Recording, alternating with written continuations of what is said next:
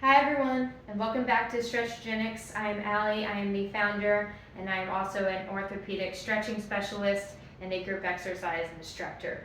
This week's technique breakdown is your hamstrings. They're kind of fickle. Your hamstrings are kind of funny because they love to make stuff complicated. So I thought I would make this video to go over kind of the injuries you can get from them, especially stretching. Like hamstrings in general, about stretching. They're not as simple as you think.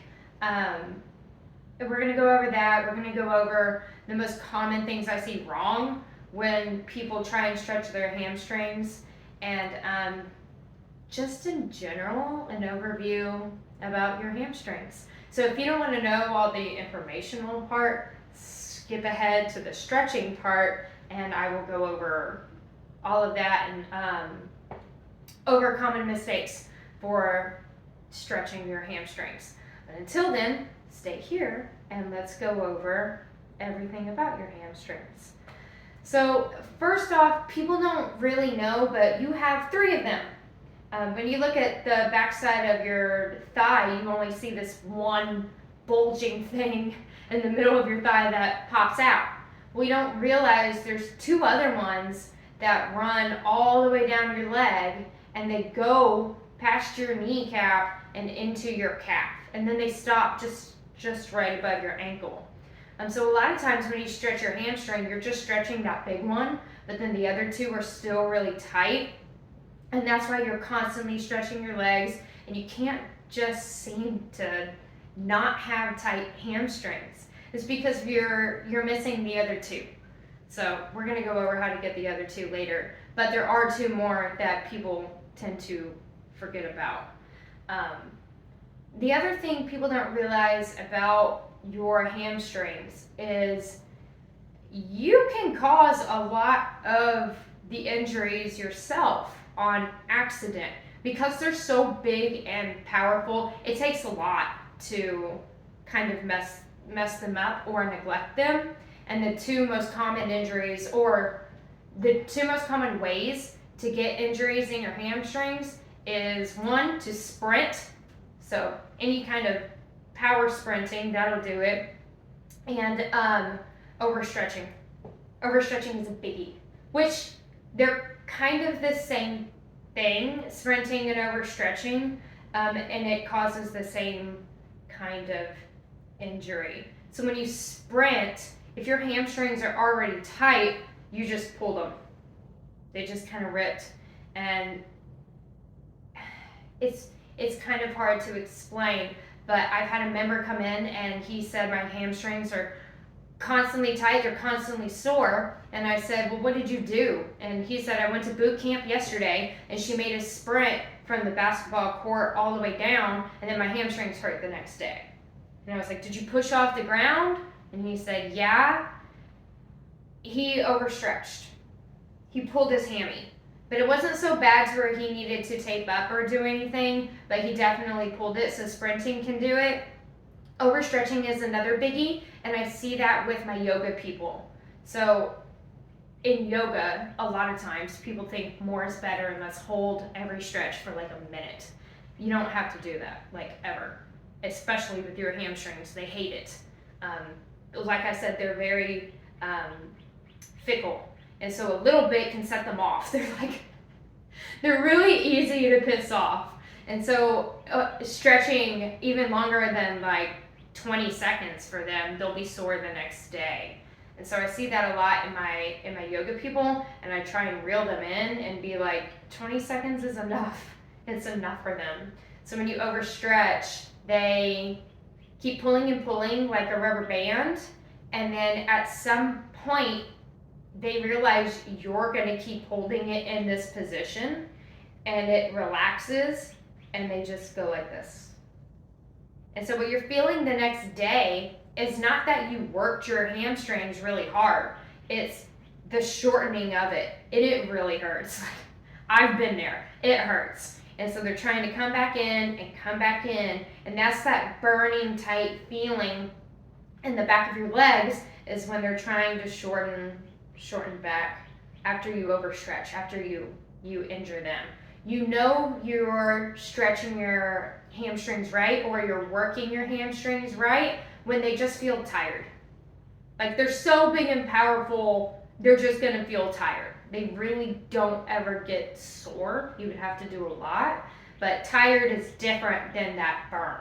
If you got that burn the next day, that means you potentially pulled something or slight tears in your ligaments. So I want to make that clear. There's two different feelings for your hamstrings, and depending on the feeling you get after you work, usually like 24 to 48 hours later, is what you did to them. That determines kind of your recovery from then on out.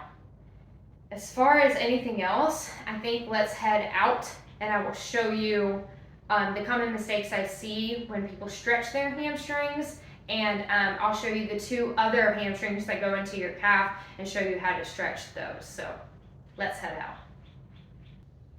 Okay, so now we're here in my workout studio at home, and let's go over the best hamstring stretches and the common mistakes I see doing the best hamstring stretches. We're actually going to start with one of my all-time favorites. It's the one that gets the other two hamstrings that go into your calf and into down towards your foot. They don't go into your foot, they stop right before it. So you're going to need a really long sock, or like a long sleeve shirt you don't use anymore, or one of these things. Either way, it kind of needs to be long. So you're going to take the band, and I like to do the toe first because it kind of opens up the entire rest of the foot. So you're going to wrap it around the big toe, and depending on how close you grab is how hard of a stretch you're going to get. So I already taught today, so I'm pretty warmed up. So I'm going to go pretty far in, and then I want you to flatten your foot. This is the first mistake that I see. So people just do this, and they like hold it all day. You shouldn't be able to hold it all day. I want you to flatten so much that your toes pull back towards you, and then pull on the band. Apparently I didn't realize how tight I was. And then down. It's about 10 seconds, 10 to 12. You really don't need to go long for your feet. Once you're done with the toe, then you get the arch of the foot. This one is kind of the more important one because these are where the other two hamstrings are, and so the sides of your feet will kind of feel where the hamstrings are the most. So you grab underneath the ball of your foot, again, grab where you want, and then flatten. Flatten is like the biggest thing I need you to remember to do, so flatten your foot. And then let go. And then make sure to do both sides. You only need to do it one time, by the way. This isn't like a round thing. You don't do 10 seconds, and then go back to the first side. You only need to do it once, but trust me, that's all you need.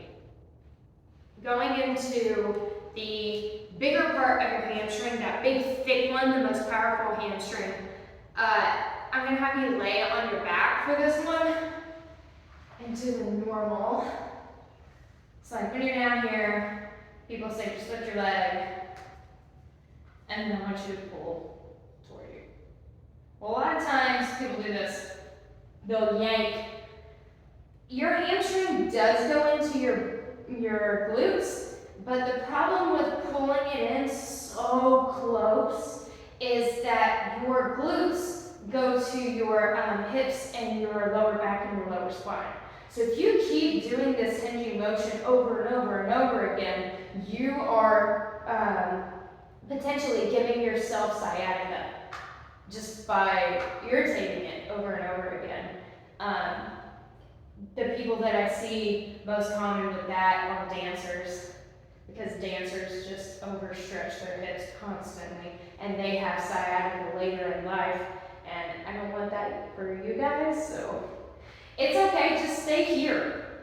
Stay with your leg above your hip. If you want to make this harder, let's say you're not tight at all and you're just holding it here, cool. Do the same thing and flatten your foot. Then immediately turn your legs on and you'll get a better stretch. You don't have to make something bigger just for a better stretch. Either flatten foot or hang out. But this is an 80s thing and a dancer thing that we don't need to do. Just as normal people. The second, well, the next thing that I see that's really wrong when people do hamstring stretches is you're gonna come up, and this one is another favorite. So you're gonna straighten out your legs, pull your hips back, and lean forward. I get this in class constantly. People just do this. And I can even tell right now, this is hurting. Your hamstrings were not meant for that much load of the weight of your chest to be put on them. They're not a load-bearing, stretching kind of muscle. Your hips are. Your hips, I want you to put your weight on it. That's how they stretch. But your hamstrings don't stretch because of weight. They stretch because of length. So if we go back out, and I just stop here, but I flatten my feet, there's your stretch. The fact of you pushing your heel, which goes into the other two hamstrings and presses them out, making them longer, will make a better stretch. But I do not and don't think you should ever do this. I can do it. Doesn't mean it's good for me. I can do this too. It doesn't mean it's good for you. I want you to pull back and either flatten your feet, or if you don't like rounding your back, or if you have back problems, we've actually started doing this now in therapy, where you take the hands back and you will press out. Even with something like this, you don't have to lean forward anymore. We don't do this anymore. If this hurts your back, if this hurts your legs, if it's too much overstretching, take the hands back, flatten your feet, and I want you to press the hips out. It's the same thing. It's just way easier on your spine. And then hold that for as long as you want. But those are kind of the little tweaks and the tips and tricks that we now know in this day and age of how to really get the most out of your hamstrings while still keeping them powerful and while still keeping them healthy for the longevity of your life. That's it. That's all I got for you guys. Please like and subscribe if you like this video. If you want me to do a technique breakdown on another muscle part that you're having a problem with, totally leave me a comment down below. I love talking about this stuff, so feel free to ask me anything or give me a video that you want me to do. Anyways, thanks for stopping by. Bye.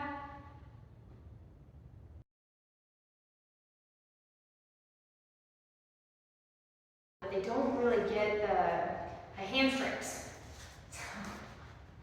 Hi, what are you doing? Did you just ruin mommy's video? Thanks.